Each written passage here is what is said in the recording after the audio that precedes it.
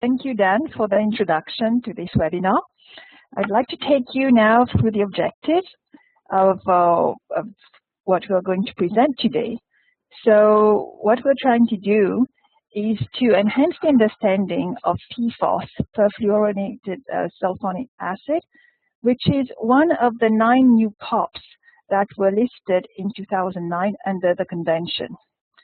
And we also would like to provide you an overview of the obligations of the Stockholm Convention regarding the elimination of PFOS. And we also would like to highlight how the work of alternatives of the Persistent Organics Pollutants Review Committee it can be useful in assisting parties in meeting these obligations. And finally, for those participants who will be at the next meeting of the Conference of the Parties to the Convention, this webinar should help them in understanding the issues which will be on the table.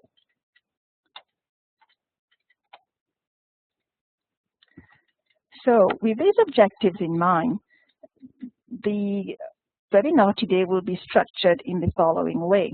We will start with a very brief introduction of participants, about 5 minutes, and then I will tell you about the activities under the convention pertaining to PFOS and to alternatives to that chemical. Then Mr. Stefan Parsner, an expert on PFOS, who has been working as a consultant with the Secretariat to develop a technical paper on alternatives to PFOS in open applications, will give you an overview of the chemistry and the use of alternatives to PFOS. So he should be able to give you a more detailed understanding of PFOS and its alternatives. This will lead us then to the presentation by Mr. Samuel Bander, who is a member of the POPs Review Committee and who chaired the working group on alternatives to PFOS. And this presentation will tell you about the recommendation developed by the committee on the basis of the technical paper on PFOS in open applications. Following these presentations, we will have time for discussion and for us to answer any questions you may have. Thank you.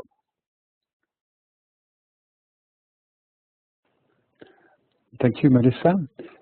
Before starting with the first presentation, as suggested by Melissa, we are going to go through a short presentation of each person who is attending this meeting. I suggest we start with Christine Cassede, who's on the top of the list. Christine, would you present yourself?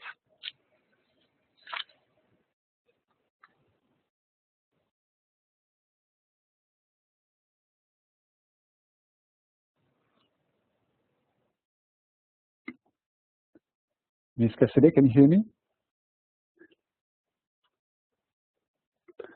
Okay, if you can't present yourself, I'm going to present you. As from the list I have, you're from Uganda, and your function is an Environment Impact Assessment Officer in the National Environment Management Authority. Can Ms. Perda take the floor now, please? Good morning and good afternoon for you that are in Europe. Flor de Maria Perla de Alfaro from the Basel Convention Regional Center for Central America and Mexico. I'm a technical advisor for the center and a project coordinator as well.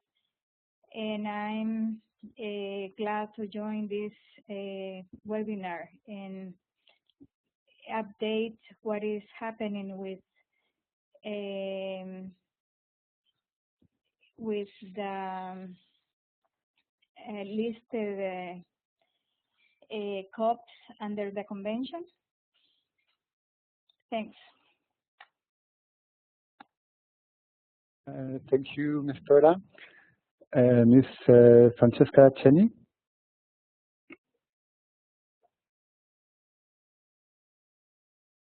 Good afternoon or good morning.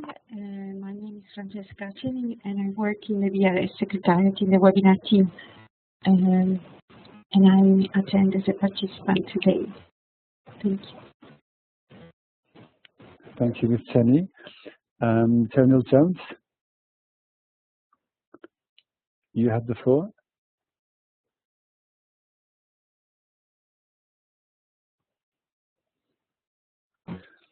Hi, yes, good morning. Can you hear me? Yes, very well. Okay, hi, good morning. My name is Jonal Jones, and I am the research analyst at the Basque Convention Regional Center for the Caribbean. Thank you very much. Now, Ms. Marcia Castellani. Hello, I'm participating as a participant today.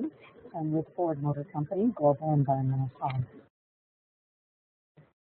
Thank you. And Mr. Peter Borky. Berkey, maybe, excuse me.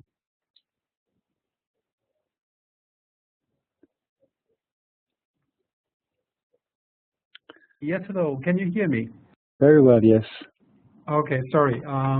I just had to open my laptop, which I think holds the microphone, so I wasn't sure whether you would hear me correctly, because I have a separate screen. My name is Peter Borky. I am with the OECD in Paris, where I'm responsible for our risk management activities in the chemicals program. And among other things, I'm supporting a global PFC, perfluorinated chemicals group, jointly with a colleague in UNEP. And so I thought this was an excellent opportunity for me to listen into, the activities on PFOS, which are also of interest to our group, obviously, that are going on within the Stockholm Convention. Thank you. Thank you very much. Okay, we're now going to go to the first presentation, which is going to be made by Melissa Lim. Melissa, the floor is yours.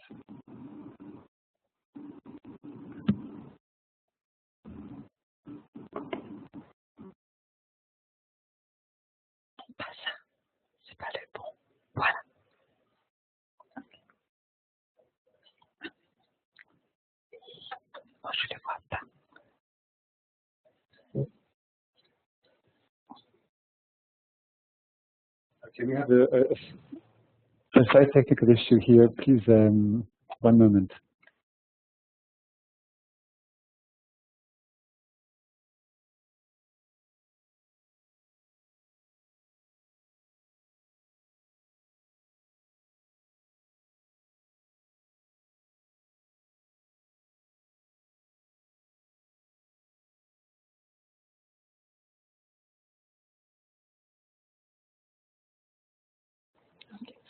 So thank you, Dan, and thank you for introducing yourself, all of you. So in this presentation, I will give you an introduction to PFOS as listed under the convention and tell you a little bit about activities related to alternatives to PFOS. So we're talking about this chemical here. I will keep saying PFOS, and we are talking about perfluorooctane sulfonic acid. It is widely used and still in the past and still today because of its exceptional properties as a surfactant. It can repel fat, water, and it has extreme stability under extreme conditions. Now, in the second presentation, you're going to hear more about what it is about PFOS that makes it so special. In 2009, PFOS, together with its salts and perfluorooctane sulfonic fluoride, were listed under the convention. And the listing was done in Annex B, which means in general that the use and production of these chemicals is restricted. It is restricted because there are some applications for which use and production is still allowed, and these applications are known as acceptable purposes and specific exemptions. Acceptable purposes are those applications for which, at the time of listing, parties considered that alternatives were not available, and they are shown here. So include things like photoimaging, etching agents in the production of semiconductors, and you will see on this slide there are some applications which are in bold, and these are what are called or defined as open applications. That is, the process used in these applications do not include the recovery or do not allow for the recovery of PFOS. So these processes lead to a dispersion of PFOS to the environment and pose a risk to you of a higher risk of human exposure. One good example pictured here is the use of PFOS in firefighting foams. In addition to acceptable purposes, there were also specific exemptions. And these are applications, a long list of which is shown here, for which parties felt that there were alternatives available, but the time was needed for phasing. So these include such things as carpets, using paper and packaging, and insecticides for the control of ants and termites. Now, although there are all these applications for which the use of PFOS is still allowed, there are mechanisms under the Convention to promote the elimination of PFOS. In the first case, parties who use and produce PFOS are to report on their progress made in eliminating this chemical every 4 years.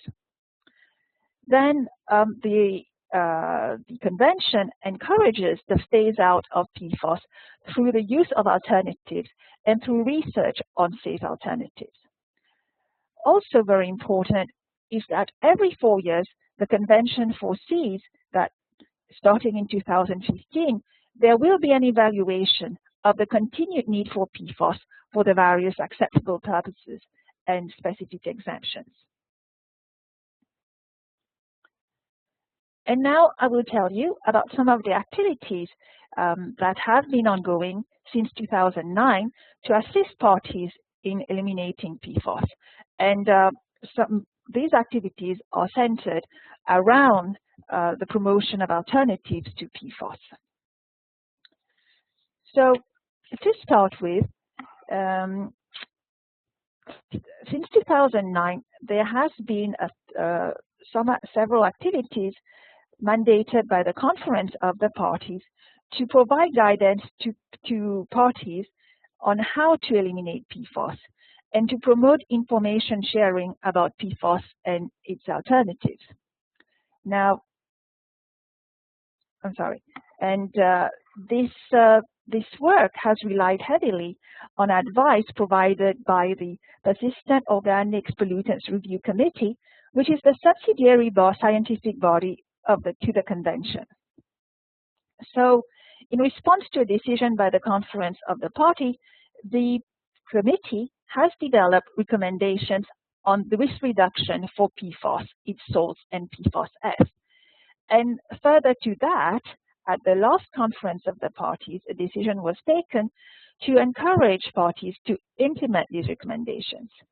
Now, parties were then asked to provide information to the Secretariat on the experience in implementing these recommendations. At the next Conference of the Parties, this information will be presented. And this is not only a way for parties to assess progress in phasing out PFOS, but also to share information on difficulties faced in the elimination of PFOS and the approaches and the solutions that some parties may have found. Then, as I've mentioned, there has been a number of guidance documents and some work done related to alternatives to PFOS. Phasing out PFOS relies heavily on the availability of alternatives, and with that objective in mind, a guidance document on alternatives was developed by the POPs Review Committee. This is a living document, and it is currently being revised by an ad hoc working group of the committee on the basis of comments and information received from parties and observers. More recently, the Conference of the Party requested the Secretariat to commission a technical paper on the identification and assessment of alternatives to PFOS in open applications. And you will hear more about this work in the next presentation by Stefan Postner. The difference between this technical paper and the previous guidance documents that I just mentioned is that in this case, there has been an attempt to look at the various aspects that are relevant to the use of alternatives in the replacement of PFOS. So on the basis of this technical paper, at its last meeting, the committee has developed recommendations on PFOS in open applications, which it has forwarded to the Conference of the Parties for its consideration.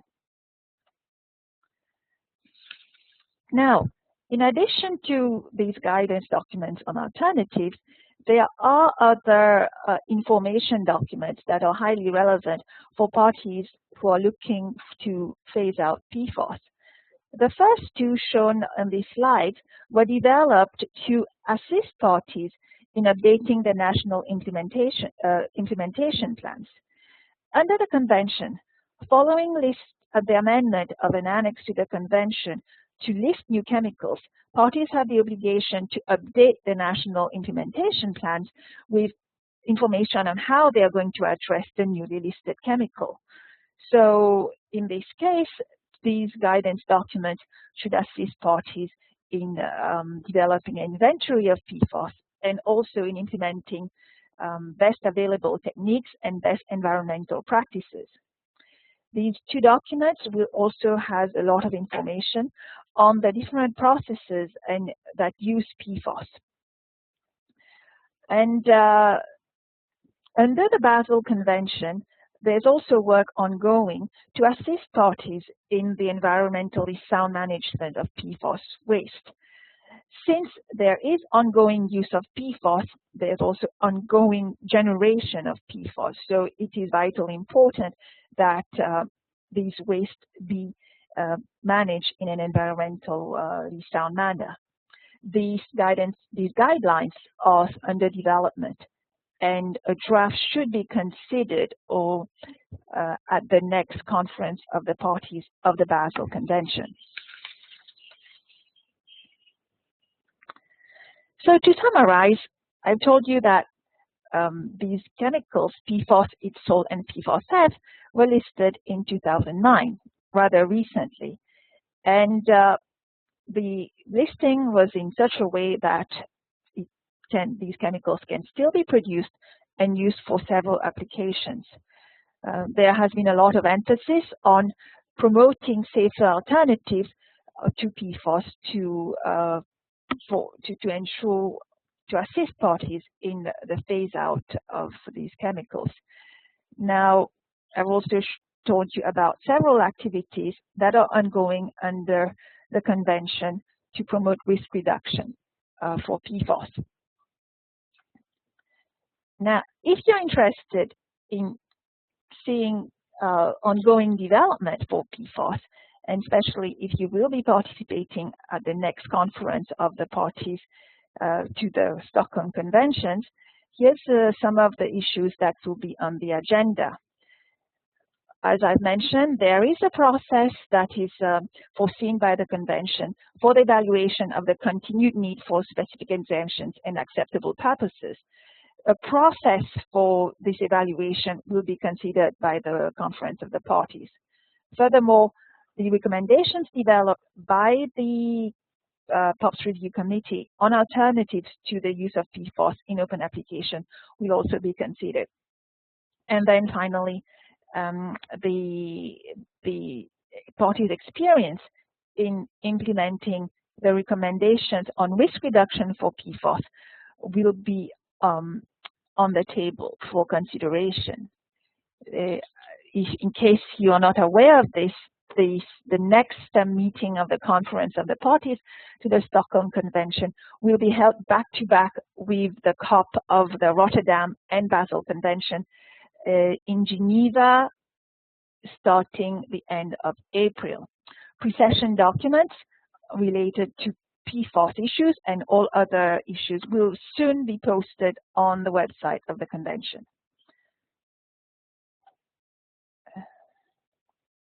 So, and here is a list of references to all the documents I've spoken about in case you would like to indulge in some further reading. With that, I would like to thank you for your attention. If you have any questions or if you want to have access to these documents, they can all be downloaded on the convention website.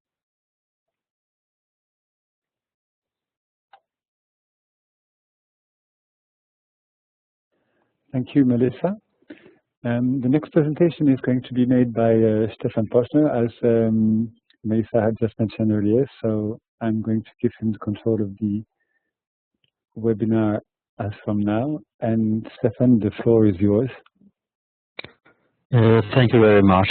Good morning and good afternoon to all of you. My name is Stefan Posner, and I will give you an overview of this fluorochemistry as good as possible, I hope, and some conclusions of this review on alternatives to PFOS in open applications. First of all, a short introduction to the fluorochemistry. It's an extremely versatile chemistry which have a large number of uses, both industrial and household uses. For instance, non-stick fry pans to outdoor clothing, etc., etc. But basically, you could talk about polyfluorinated compounds where most but not all hydrogens on the carbon backbone, the hydrocarbon backbone, are replaced with fluorine. For PFOS, which you can see on the screen, all hydrocarbons or carbons on the backbone are the hydrogens are switched with fluorine. The green small balls there are the fluorines. Some chemical fluorine compounds are called perfluorinated, which means that there are no hydrogens on the carbon backbone structure, but only fluorine, and they are, as I said, perfluorinated. And the abbreviation for these compounds is are PFC. I mean, there is a discussion going on the abbreviations, but this is still used, and this is polyfluoroalkylated substances. I don't go in deep into all these abbreviations. That might confuse you a bit, but if we use the abbreviation PFCs, and they have been around for more than 50 years, starting in the early 50s, and there are no natural occurring compounds in this field of chemistry. Actually, the fluorochemistry are basically surfactants or polymers, and the major use are as surfactants. And as all surfactants, you have the green part, which if you talk about surfactants in general, this is the hydrophobic part. We have a spacer, something that separates the hydrophilic that likes water with a hydrophobic that doesn't like water, that like fat substances, and it has to do with what is the basic characteristic of these surfactants. And in the fluorochemistry, we call the fluorinated tail is the hydrophobic part or the oleophilic part. We have the spacer and we have the hydrophilic part. And there are different categories of fluorinated surfactants, the anionic, cationic, non-ionic, amphoteric. And these structures are designed in a way relating on what these surfactants are to be used for.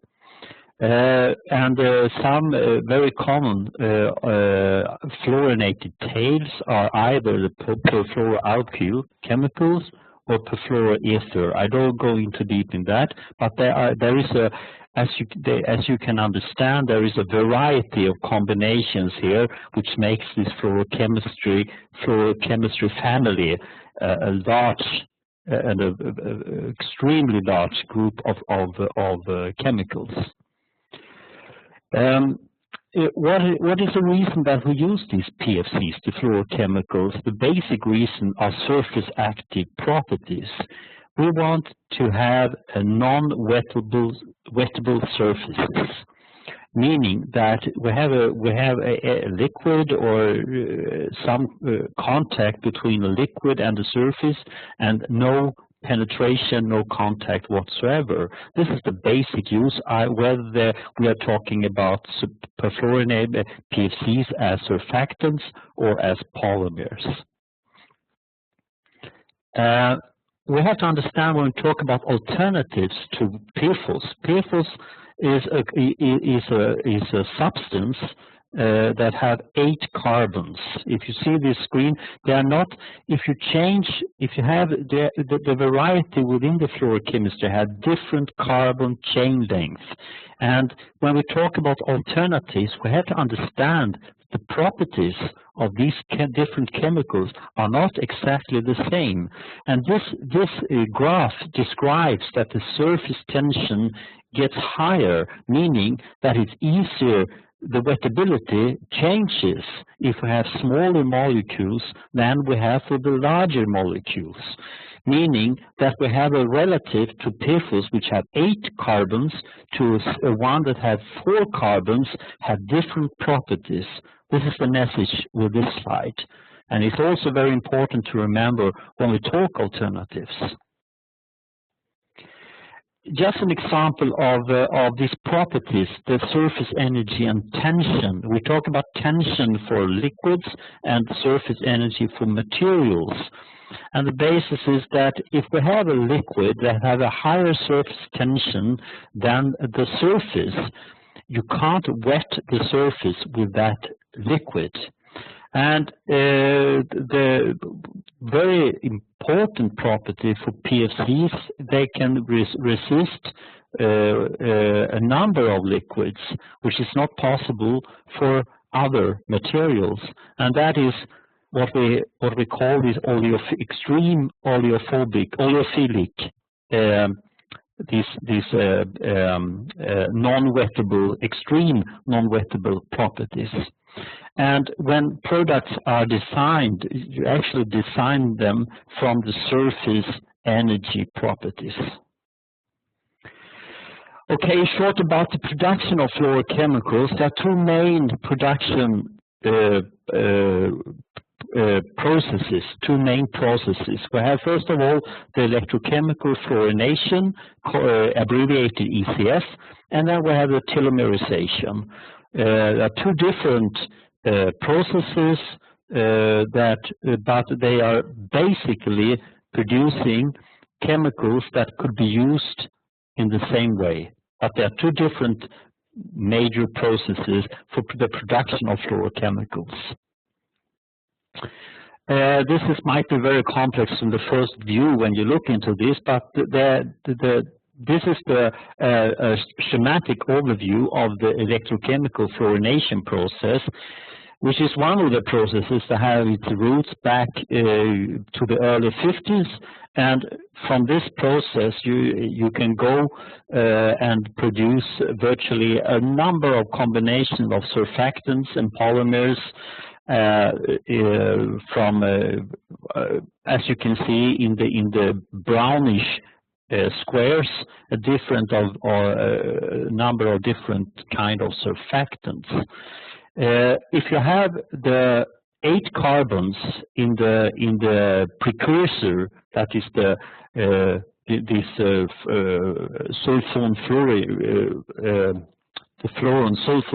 sulfonic acid, you have PFOS-related compounds, and all the compounds that have a starting precursor with 8 carbons in the backbone produce PFOS-related substances. If you have the N have another backbone with another number of carbons, you have a parallel chemistry which is not PFOS-related. So N equal to 8 is the PFOS-related, is the PFOS chemistry. When you look at environment, you look at environmental fate, etc., all these input chemicals, as I call in this slide input PFCs, are transformed somehow during use, exposure, emissions, etc., through degradation in a variety of ways. And depending on the backbone, the number of carbons, you have final degradation products. And science is not, we don't know exactly all the details how this occurs, but we know so far what you find in nature are very seldom the input PFCs, but you find the output PFCs. So if you have a chemistry, the PFOS chemistry, where you have 8 carbons, you find the final degradation product is PFOS. They slowly transform into this very, very stable, persistent end product. And if you have if you have the N equal to 4, you are transformed into the perfluorinated butanoic sulfonic acid. This is the C4, and not 8. This is for the ECF chemistry, and if we go to the other chemistry, the flow telomer-based chemistry, we have another precursor process. We have a different ways through the other substances, but we get surfactants a bit different in structure, but they are basically used in the same way as the ECF fluorochemicals. And if we look in the similar way as for the ECF process, we have an input PFCs for the telomerization process. This is the telomerization, but the final degradation products are mainly perfluorinated carboxylic acids, and when the number of carbons in the backbone of this chemical is 8, we have the PFOA, the perfluorinated octaonic acid. And so there is a similarity, but it's the road from the starting precursor to all the way to the surfactants. There are a bit different substances appearing. In this work with this technical report, there was a consideration, since PFOS and related substances are POPs. There was a concern to look at the aspects of substitution, and what was looked into this report were technical feasibility, health and environmental effects, cost effectiveness of these alternatives, their efficiency, availability on the market, accessibility, and of course social economical considerations. And if I have an overview of the results from this review in the technical report, we found that for all these open applications for PFOS, there exist alternatives, and there are trade names, there are trade names available, with one exception. For electronic parts, it was very, very hard to get some information, but reported from the market, reported in literature, etc., alternatives exist. And of course, the picture is not complete. There is lack of information. I will show you a bit in a few slides later. So there is a challenge to complete this picture, but as a starting point, yes, there are alternatives to PFOS in open applications. Just to give you an overview of the current situation, this slide and the two coming slides are showing for a number of open applications. The left column, the status of the use of PFOS, and the right column, the current alternatives used. And in some cases, completely different chemistry is used, and in some cases, the fluor chemistry is used with another chain length other than C8, 8 carbons. And this is the picture going all through this table.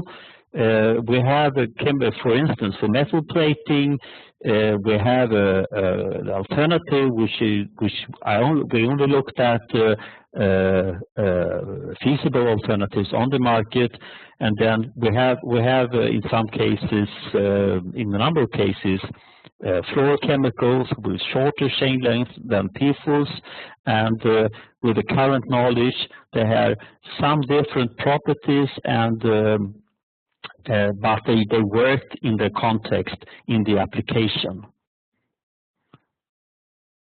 And this is the third slide, and you can see they are not for instance, for textile, carpets, leather, apparel, you have both fluorochemicals, but you have also other chemistries, the silicon-based, and you have some others for, also you have dendrimers, which is actually a nanoparticulates used for as an alternative solution beside the PFOS chemistry.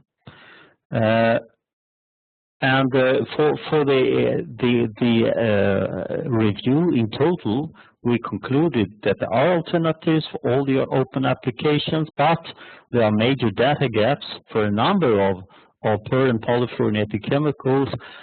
So it was due to this lack of information, market information, volumes on the market, properties, characteristics. There were a few exceptions with this perfluorohexanic acid and the perfluorobutane sulfonic acid, but the majority of alternatives, there was a lack of information. So this there is a challenge and still a need to get this information, to do a market review and a risk assessment, improved risk assessment review. But this information at hand indicate there is a big progress on the market, and a number of these alternatives are actually used on the market.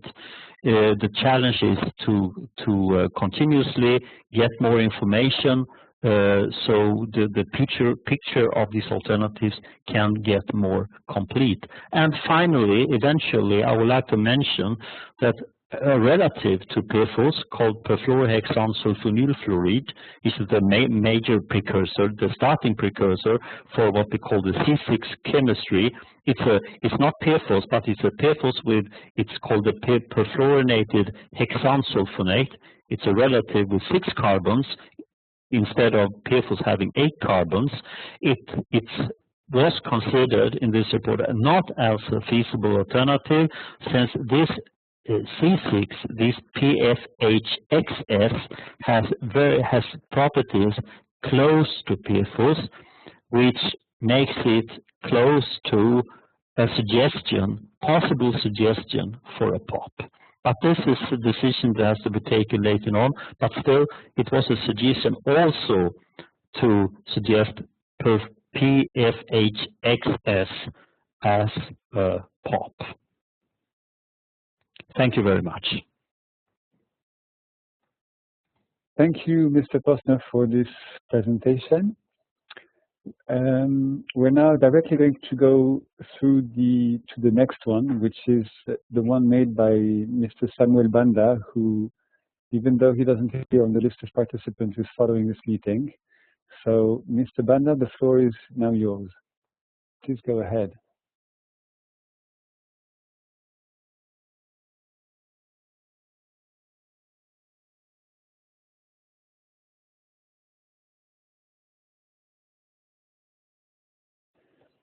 Mr. Banda is having some technical issues since the beginning of the meeting, but he should still be able to take the sound.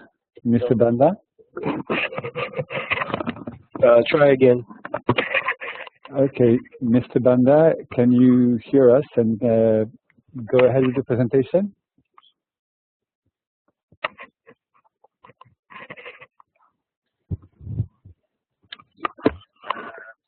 The solar objects have no fluoride, and other related chemicals in open application. My name is Samuel Banda. I'm a member of the Persistent Organic Culture Review Commission. And as I said earlier on, we have actually been actively looking for alternatives to PFOS. First of all, let me look at the development of recommendations. How did this come about? This arises from the decision of COP5, which requested us, to develop recommendations on alternatives to the use of PFOS, specifically in open applications. And I note that the previous speaker did attempt to give examples of the open applications by way of the check that was provided. So to do this, we enlisted the work of a consultant who provided us with a technical paper, which paper was developed by COP7 to guide the consultant and was adopted at COP8, arising from the information that is done by the consultant. To do that, the information was submitted by parties and observers, and a comprehensive review of publicly available information was done by the consultant. COP8 was satisfied at the results that was presented to it. These recommendations will be considered by the Conference of Parties at its 6th meeting. Next slide. The recommendations are as follows. First, specific applications. We encourage parties to stop using PFOS for the following applications. We encourage parties to stop using PFOS for these applications. Number one, firefighting flames, insecticides for control of red-imported firearms and termites, decorative metal plating, carpets, leather and apparel, textile and upholstery. Now the reason for this is that information is available on the commercial availability and effectiveness of safer alternatives to PFOS. We are saying alternatives are available, so there is no reason to continue using PFOS for these applications. So we encourage parties to restrict the use of PFOS also in head metal plating to closed loop systems only. Next slide. We request parties and observers to provide information on use of PFOS or its alternatives and information on quantities of PFOS used for the following applications. We request parties and observers to provide information on use of PFOS or its alternatives, and more information is required on quantities of PFOS used on the following applications. There are three of them: aviation hydraulic fluid, chemically driven oil production, electric and electronic parts for some color printers and the copier machines. We also require information for insect deaths, the control of leaf cutting ants, and to do this, we wish to partner to carry out peer-reviewed studies by carrying out pilot projects in close cooperation with the national authorities in any country that still uses PFOS for this particular application, to evaluate the alternatives of PFOS within an integrated pest management approach. So we're calling on parties to hold hands together with us at PFOS so that we can find an answer. Let's get more information. The information that we have is not sufficient enough to give us a good position to say this is a good alternative. So we want to carry out a study, a pilot study, and we want to do this in close cooperation with countries that actually are using PFOS. This may come, you may want to sponsor. I think we are available to that type of information. The next presenter will talk about gaps on information. And my next slide is recommendations regarding information gaps. We wish to encourage parties and stakeholders, such as industry and academia, to continue to identify and assess chemical and non-chemical alternatives to PFOS. We not to restrict ourselves to chemical alternatives to PFOS, but if there are non-chemical alternatives to PFOS, that is more welcome. We wish to encourage parties to collect information to fill the gaps in information on alternatives to PFOS identified through the committee's work. We encourage parties and industry to identify ways to make information on the properties of alternatives to PFOS publicly available. I think there are instances where some industry are trying to withhold information.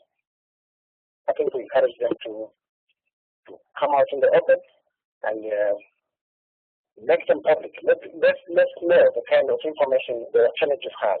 If it's not a good alternative, then I think it's best to remove it from being an alternative to PFOS. We invite parties to make additional information available for the following.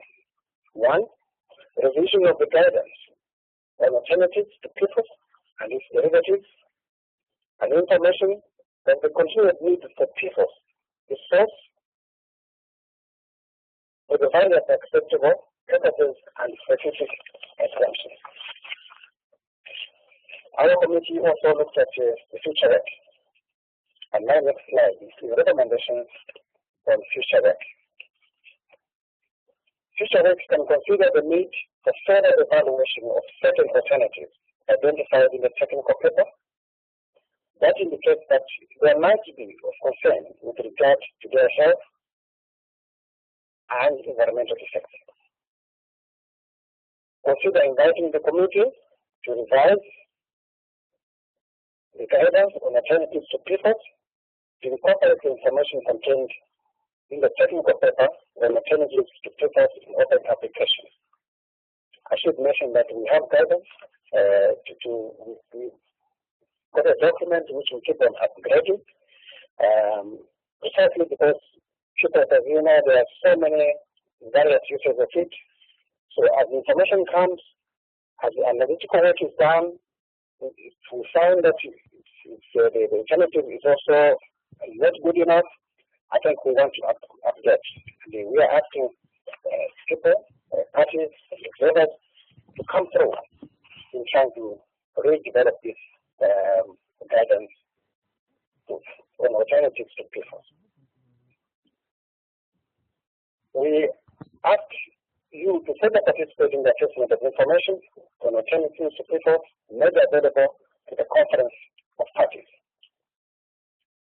Take into account the recommendations of the committee and the information contained in the technical paper when evaluating the continued need for PFOS, PFOS, and PFOS with the various acceptable purposes and specific exemptions. This information can also be found if you visit the website www.ops.internet. I'd like to thank you.